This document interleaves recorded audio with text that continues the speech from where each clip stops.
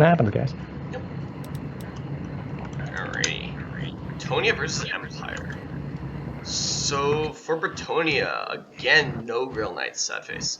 We have 1, 2, 3, 4 units of the Questing Knights. We have the Fey Enchantress, as always, leading it on her lovely unicorn. We have Favor of the Fae, Chalice of Potions, Arcane Conduit, Earthblood, Mist of the Lady, Life Bloom as well, Aura of the Lady, and Blessing of the Lady. So, yeah, loving that lady. We have a Grail Relique. We have 2 Peasant Mobs. 2 Peasant Mobs, 4 units of the Battle Pilgrims. We have one unit of the Spearman at Arms, 2 units of the Pole Arms at Arms, and 3 units of the Battle Pilgrims. So and 2 units of Foot Squires. So very diverse infantry force, which is what you want as the Bretonians, as well as very anti-armor cav. Man, somebody's got to tell these Questing Knights they all got the picture of the same girl on their backs, man.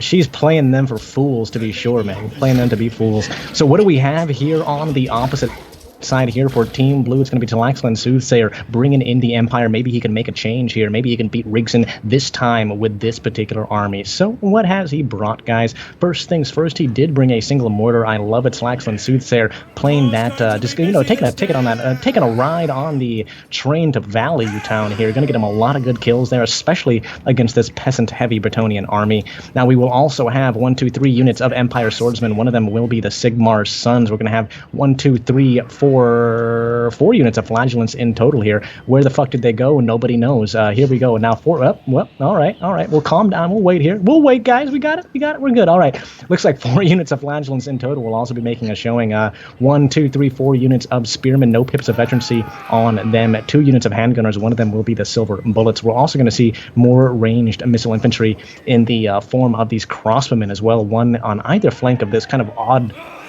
little formation that Riggsen has built up here. We're also going to see, by the way, guys, a cavalry contingent made up of 1 unit of Empire Knights and 1 unit of Royal Altdorf Griffites. Finally, last but not least, we do have the, oh yeah, go, man, yeah, buddy, yeah! This Light Wizard, I'm not exactly sure if that's how he sounds, but Light Wizard with Arcane Conduit, Fast Protection for a little bit of a boost in terms of the defenses of his own troops, right? 30 melee defense, 30 armor and 36 melee defense, plus the net of Amatoth.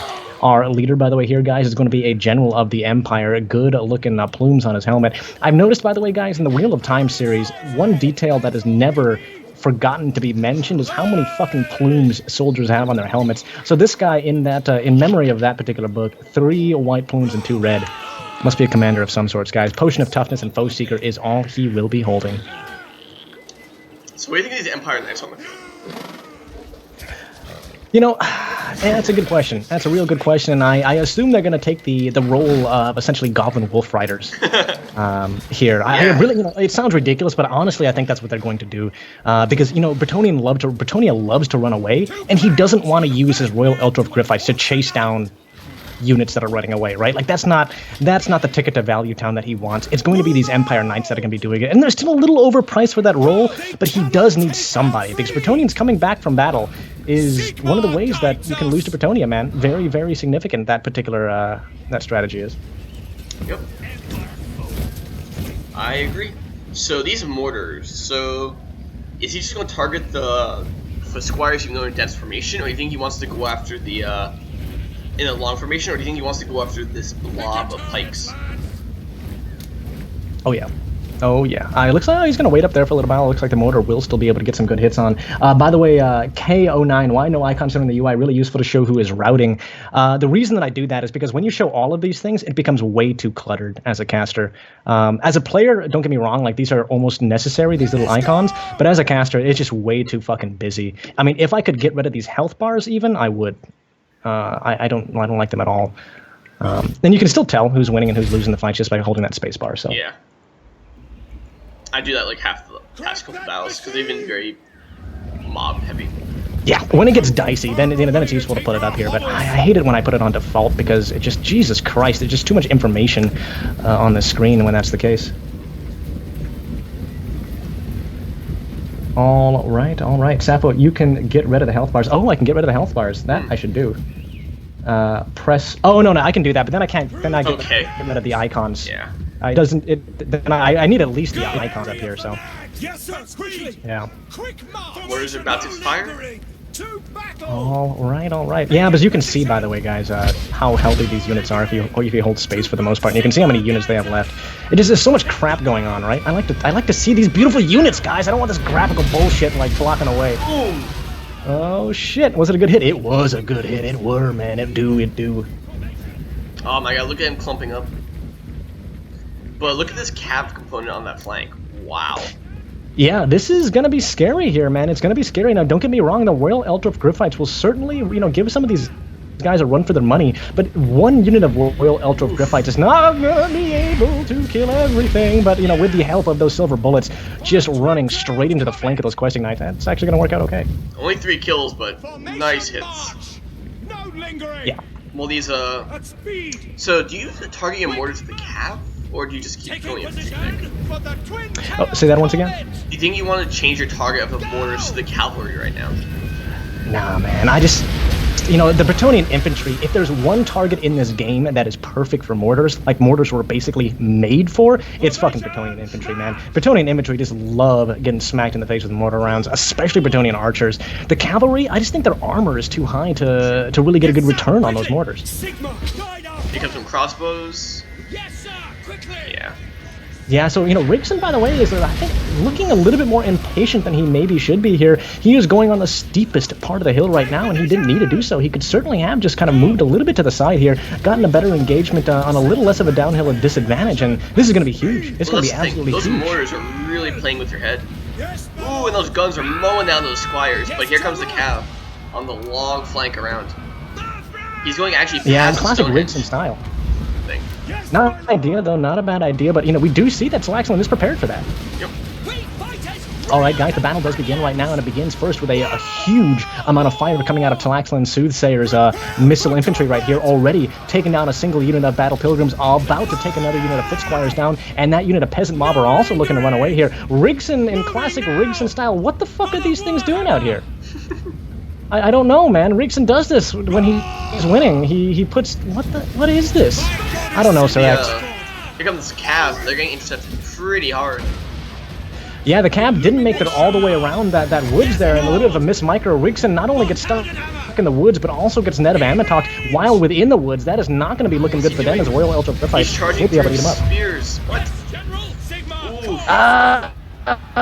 He's desperate. He's desperate to kill those archers, but TlaxtlanSoothsayer knows exactly what's happening. And look at this! Oh my God, SirEx. It's the Fae is getting in trouble. The Grail Relique is in trouble. These freaking questing knights are trapped between a rock and 2 units of spearmen. They're not going to be able to do anything useful. Those questing knights with the net on them aren't going to be able to do anything useful. And the rest of the Bretonnian lines are just running for the hills right now. Those mortars are doing some serious damage to this clump over here now. Yeah, they really are, man. I mean, even if they're... it doesn't matter what they are. If they're clumped up like that, they will be taken down. And, those, for some reason, the men-at-arms and polons that went the super long way around here are going to get taken down by Riggsen as well. The only place where it looks like it's going semi-decently for Riggsen is over our way on this side. And honestly, that doesn't really matter that much, because with the fight all the way over here, I don't think these guys are ever going to make it over to this side. Agreed. And these mortars, again, doing intense damage. And not just the damage, the leadership debuff. Look at that, just routed 72 of them. Yeah, just routing more and more. It looks like the Empire Knights will eventually be taken care of here by our Bretonnian player, but that's for the cost of 3 units of Questing Knights. He only has 1 Questing Knight left, and that Enchantress is in a dicey position. Indeed, and as the melee swarm surges forward, these Questing Knights are left thinking, what the hell do I do? Yeah, what do you do, man? All you can really do is sit there and just slice away with your swords. There's not a lot of really good targets here. All you can really do is kill spearmen, and spearmen, honestly, despite the fact that questing knights are effective against infantry, still trade relatively effectively as far as costs go. Battle pilgrims, foot squires, rather, getting chewed apart by these crossmen, and the flagsman's coming to fish them off. Yeah, and look at all these. This is a mass rout, and that's the mass shatter. That's a game. Yeah, Empire that was did not flinch. Incredibly convincing, man, and I gotta say, I think that battle was lost mostly due to mistakes that only Riggsen ever makes. I think the thing is the mortar really forced him forward. that I think played a lot psychologically.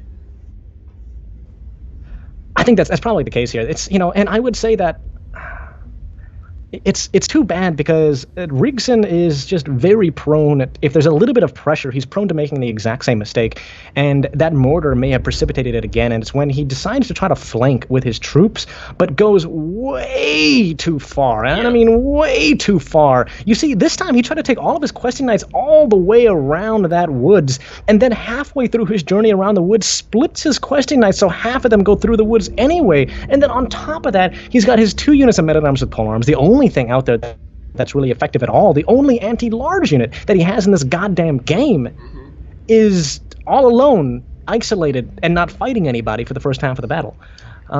It's not what you want to use them for, and unfortunately Riggsen, I mean, he fell prey not only to his own micro mistakes, but also to that very, very, I guess, again, seductive problem with the Bretonnians, in that you get a bunch of anti-infantry and get literally no anti-cav. It allows things like demigrips to run roughshod over you.